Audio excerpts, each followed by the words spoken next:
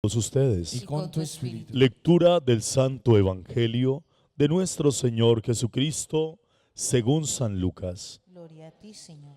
En aquel tiempo, al acercarse Jesús a Jerusalén y ver la ciudad, lloró sobre ella mientras decía: si reconocieras tú también en este día lo que conduce a la paz, pero ahora está escondido a tus ojos, pues vendrán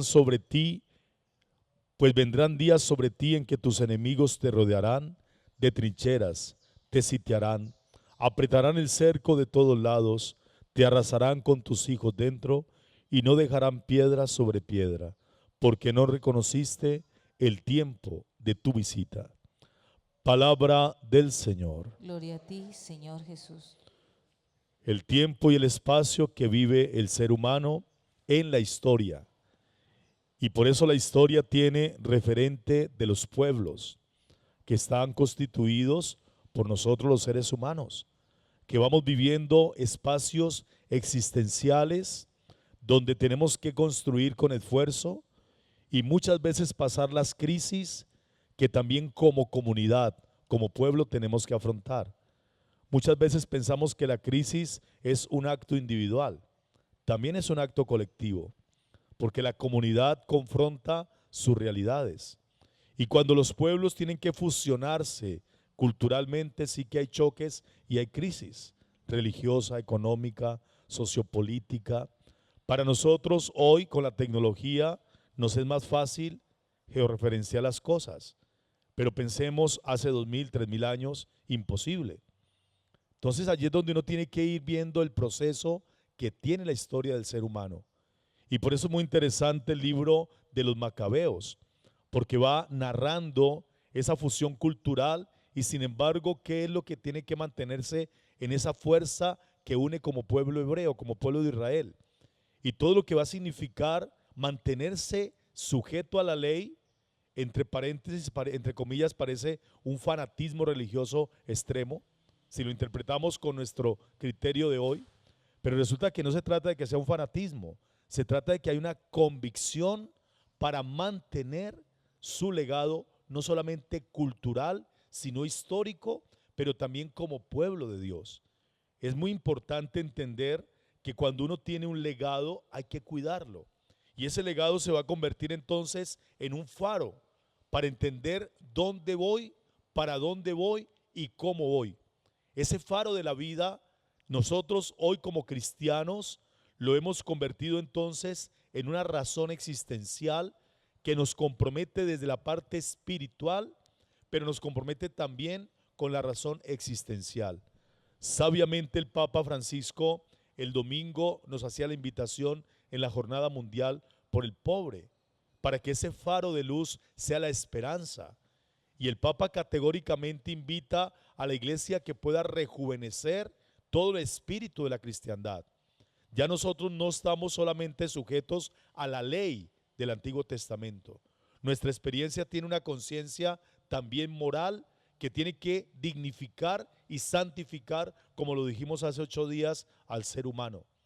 Es una tarea bastante dura, porque ya no es el libro sagrado, ya no es el lugar sagrado, ya es la persona que entra a formar parte de eso sagrado desde su corporidad, desde su totalidad como persona, para dignificar independientemente, que aquí es donde está el punto de crecimiento en la fe, independientemente del credo religioso, de la condición política, de la condición cultural, independientemente de todo eso, el cristianismo propone una experiencia para que el ser humano sea dignificado desde la experiencia también de esa luz de esperanza que es Jesucristo. Entonces aquí es donde yo les decía que hay que ir fusionando toda esta experiencia, porque la experiencia de Dios no es estática, es dinámica. Entonces nosotros no nos podemos quedar únicamente escuchando el Antiguo Testamento. Por eso cuando pasamos al Nuevo Testamento, empezamos a tener ya el criterio de cristianos, no de judíos. Allí es donde hay un rompimiento duro, porque tendrá entonces el apóstol Pedro, hoy que son las basílicas, Pedro, que es una persona discípula directa del Señor, y Pablo, aquí es donde está el misterio de Pablo, siendo un judío practicante, legalista, que persiguió a los cristianos, que para él su religión era primero y no podía existir nada más. Tuvo una experiencia de conversión. Allí es donde están los dos baluartes que la iglesia ha querido manifestar en dos lugares para que no olvidemos ese referente histórico, pero también esa fuerza cultural que hoy nosotros tenemos que rescatar. El evangelio sí es posible asumirlo, la vida cristiana sí transforma al ser humano, y por eso Pablo, que es judío practicante, se va a convertir en el apóstol de los gentiles. Y por eso está la basílica donde están los restos del apóstol de los gentiles. Y Pedro, que es la garantía entonces de la sucesión apostólica, por eso el obispo de Roma está allí, la sede donde están los restos del apóstol Pedro.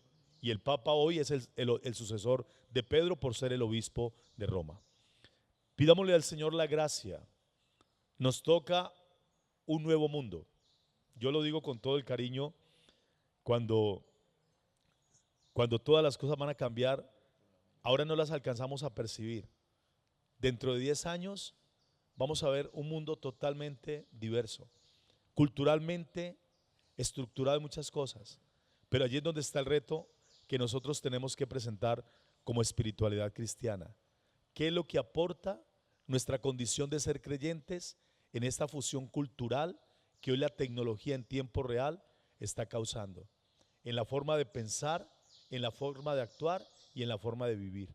Va a ser duro, porque nos va a exigir también ser conscientes qué es lo que nosotros profesamos, qué es lo que nosotros defendemos, pero la tarea más dura, qué es lo que nosotros vivimos.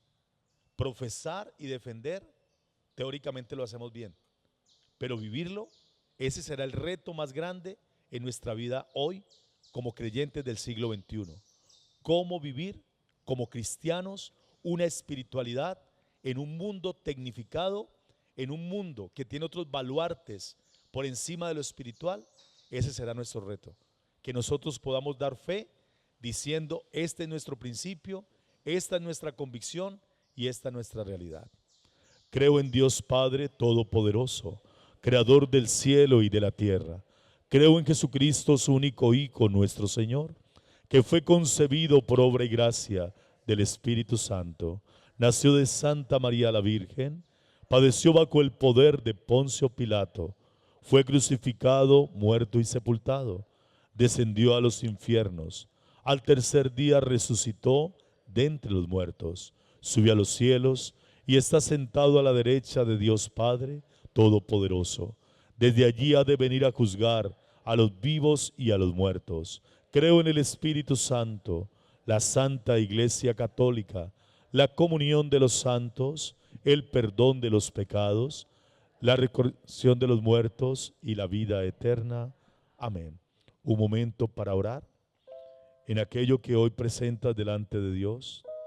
Tú que eres templo vivo del Espíritu, la trascendencia de la vida dentro de las culturas, la trascendencia de la fe dentro de las culturas. Es tu historia y es la mía, los pueblos que caminamos de la mano de Dios, y sin embargo los pueblos que también tienen que escuchar una forma diversa de la presencia de Dios. Te entregamos en este día las intenciones del Papa Francisco, para que también lo ilumines como sucesor de Pedro. En la misión de los obispos, como Pablo, anunciar en las diferentes culturas el Evangelio. Oramos por los sacerdotes, para que también cumplamos nuestro deber de consagrados. Y te pedimos por todo el pueblo de Dios, para que juntos peregrinando demos gloria a tu presencia. Hoy recordando a los que ya partieron, los que están en la iglesia celeste, familiares y amigos, en este mes de noviembre, mes de los difuntos y mes de todos los santos, que nosotros también alcancemos la gloria por Jesucristo nuestro Señor. Amén. Concédeles, Señor, el descanso eterno. y brille para ellos la luz perpetua. Descansen en paz. Amén. Amén.